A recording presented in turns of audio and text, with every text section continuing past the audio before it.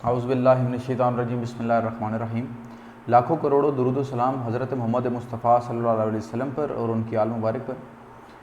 Dear students, हमने last topic जो पढ़ा था आपका फर्स्ट ईयर का, वो था work done by constant force के बारे में।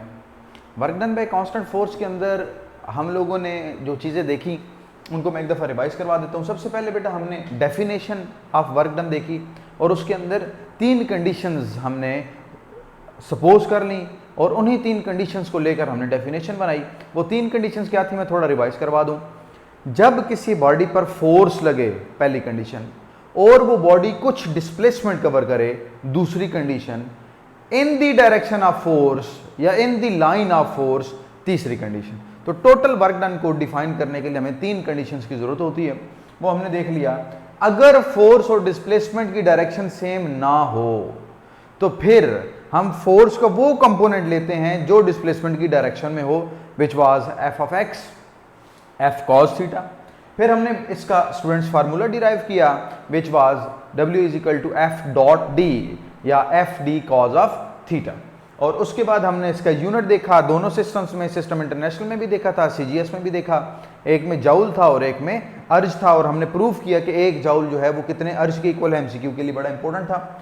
आज हमने जो चीज करनी है वो graphical representation of work done करना है। Graphical representation of work done, as in chapter 3 we have studied what is a graph. Graph is the pictorial representation of any mathematical relationship.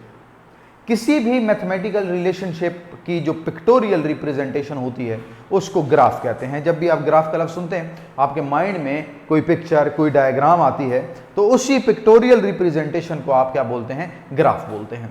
अब वर्क डन का graph कैसा होगा? हम जो चीज़ पढ़ रहे हैं वो है work done by constant force.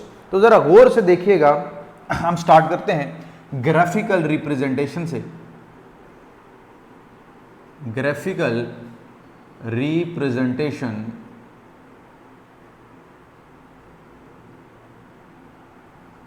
Of work done. 2 quantities हैं वर्क को डिफाइन करने के लिए, और वो जो 2 क्वांटिटीज हैं उनके अंदर एक है डिस्प्लेसमेंट और दूसरा है फोर्स। और फोर्स का कौन सा component? In the direction of displacement जो है, और वो है एफ एक्स। अच्छा स्टूडेंट्स, बड़े गौर से आप लोगों ने देखना है, एफ एक्स और डी 2 ही चीजें हैं वर्क को डिफाइन करने के लिए। इनके दरमियान हम अपना ग्राफ बनाने जा रहे हैं। फोर्स को हमने लिया है वाई एक्सिस पर, डिस्प्लेसमेंट को हमने लिया है एक्स एक्सिस पर। अगर मैं अपना ग्राफ वर्टिकली मूव करवाऊं, ऊपर या नीचे, तो इसका मतलब यह होगा कि आप फोर्स को चेंज कर रहे हैं। अगर मैं अपना ग्राफ हॉरिजॉन्टली मूव कराऊं, आगे या पीछे, तो इसका मतलब क्या है कि मैं डिस्प्लेसमेंट को चेंज कर रहा हूं। अब चूंकि हमारा टॉपिक है work done by constant force, constant से मुराद ये है कि आपने फोर्स को चेंज नहीं करना, फोर्स को आपने वेरी नहीं करना, फोर्स को आपने कांस्टेंट रखना है। इसका मतलब ये हुआ कि आप अपने ग्राफ को वर्टिकली मूव नहीं करवा सकते। अगर आपने 5 न्यूटन की फोर्स लगाई है तो हमेशा 5 न्यूटन फोर्स रहनी चाहिए। 10 न्यूटन की फोर्स लगाई है तो हमेशा 10 न्यूटन फोर्स रहनी चाहिए, फिर आप फोर्स को चेंज नहीं कर सकते। यहां पर लेट सपोज मैं कोई भी फोर्स की एक वैल्यू ले लेता हूं, दिस वन, मैंने ये वैल्यू ले ली। अब इतनी ही वैल्यू मैंने बॉडी पर लगानी है, इतनी ही फोर्स मैंने बॉडी पर लगानी है, और बॉडी क्या करेगी उसके लिहाज से? डिस्प्लेसमेंट। तो मैं अपने ग्राफ को वर्टिकली मूव नहीं करवा सकता। अगर वर्टिकली मूव कराऊंगा तो फोर्स चेंज हो जाएगी, मुझे फोर्स कांस्टेंट रखनी है। तो मैं सिर्फ अपनी ग्राफ को, अपनी लाइन को हॉरिजॉन्टली मूव करवाऊंगा। ये आपकी बेटा जो स्टूडेंट्स लाइन है वो हॉरिजॉन्टली आपने मूव करवा दी। ये है आपके पास ग्राफ किसका? Work done by constant force.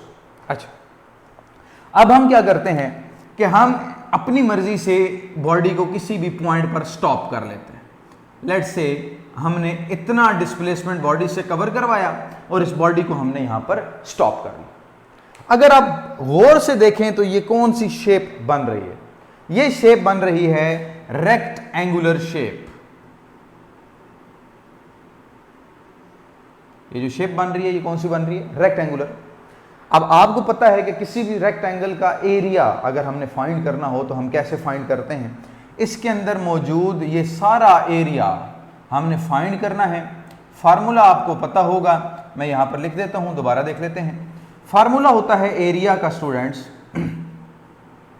Length into width, ये फार्मूला होता है एरिया का। Area is equal to length आपके पास है d, विड्थ आपके पास है f ऑफ x, तो आपके पास एरिया जो बनेगा वो x को मैं f cos थीटा लिख सकता हूं इनटू d, एरिया आपके पास बन गया f d cos of theta. ये है स्टूडेंट्स आपके पास इक्वेशन नंबर 1। ऐसी ही एक इक्वेशन हमने work done by constant force की निकाली है, which is W is equal to F D cos of theta. This is equation number 2 and we know अगर किस दो इक्वेशंस की राइट हैंड साइड इक्वल हो तो उसकी लेफ्ट हैंड साइड भी इक्वल होती है। अगर लेफ्ट हैंड साइड इक्वल हो तो राइट हैंड साइड को भी आप इक्वेट कर सकते हैं। यहां पर हम इक्वेशन 1 और इक्वेशन 2 को अगर कंबाइन करें, 1 और 2 को अगर कंपेयर करें सॉरी, तो आपके पास area is equal to work आ जाएगा।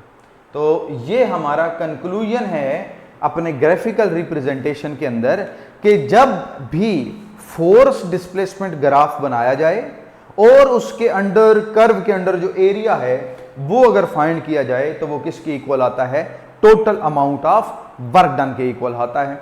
इसको हम लिखेंगे कैसे, मैं जरा यहां पर लिख रहा हूं, आप अपने पास नोट कर लीजिएगा। whenever a graph is plotted between force and displacement, its area represents total amount of work। So students आज का हमारा जो टॉपिक था part 2 work done by constant force, उसका जो कंक्लूजन था या उसकी जो टाइमलाइन थी वो ये थी, when ever a graph is plotted, जब भी हम ग्राफ बनाते हैं between force, responsible component force and displacement, तो उस ग्राफ का जो एरिया होता है वो किसको रिप्रेजेंट करता है, वर्क डन को रिप्रेजेंट करता है। होपफुली आपको पार्ट 2 जो है work done by constant force का वो समझ आ गया होगा। अगर आपका कोई भी क्वेश्चन हो इस टॉपिक से रिलेटेड तो वो आप हमें कमेंट्स में बता सकते हैं या हमसे पूछ सकते हैं, इंशाल्लाह हम उसको आपको आंसर करेंगे। थैंक यू, अल्लाह हाफिज़।